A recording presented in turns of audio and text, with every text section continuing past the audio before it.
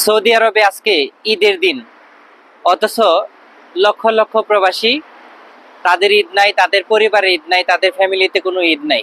কারণ হচ্ছে আপনি সঠিক মাধ্যমে এই প্রবাসে আসেন নাই, যার কারণে আজকে আপনার এই দুরবস্থা, আপনার ফ্যামিলিতে দুরবস্থা।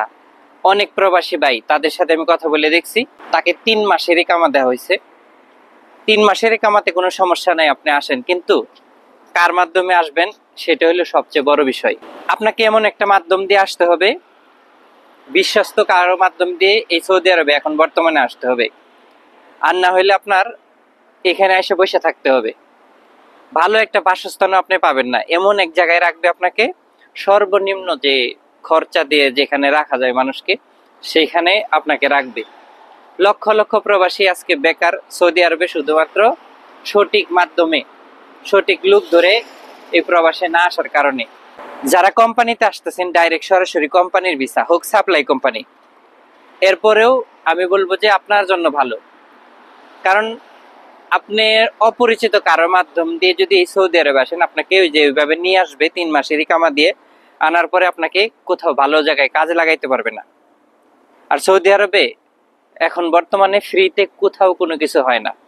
আপনাকে ইচ্ছা করলে যে একটা ভালো কোম্পানিতে কাজ নিয়ে দিবে, সেটাও সম্ভব না। তো কাজেই আপনার জন্য প্রবাসে এসে বসে না থাকতে হয়, ইনকাম করে যেন দেশে টাকা পাঠাইতে পারেন, সেই লক্ষ্যেই আমার এই ভিডিওগুলোতে কথা বলা। আপনি ভালো একটা এজেন্সি থেকে ভালো সবসময় প্রবাসে আসার চেষ্টা করবেন, অথবা আপনার যদি নিকটত্ব ভালো আত্মীয় যদি হয়ে থাকে, তাহলে একমাত্র তার মাধ্যমে আসার চেষ্টা করবেন। সে হয়তো আপনাকে সৌদি আরবের ভালো একটা কোম্পানিতে কফেলা করায় দিবে। প্রবাসীদের কাজ নাই, ঈদের দিন দেশ থেকে বিকাশের মাধ্যমে হোক, যে কোনো মাধ্যমে হোক, টাকা এনে এই দেশে তারা বসে বসে খাচ্ছে।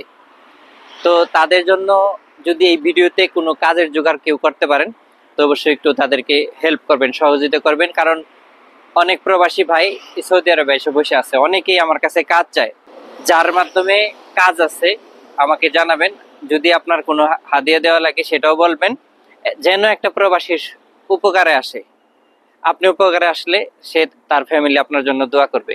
তো ভিডিওটা শেয়ার করবেন। আল্লাহ হাফেজ।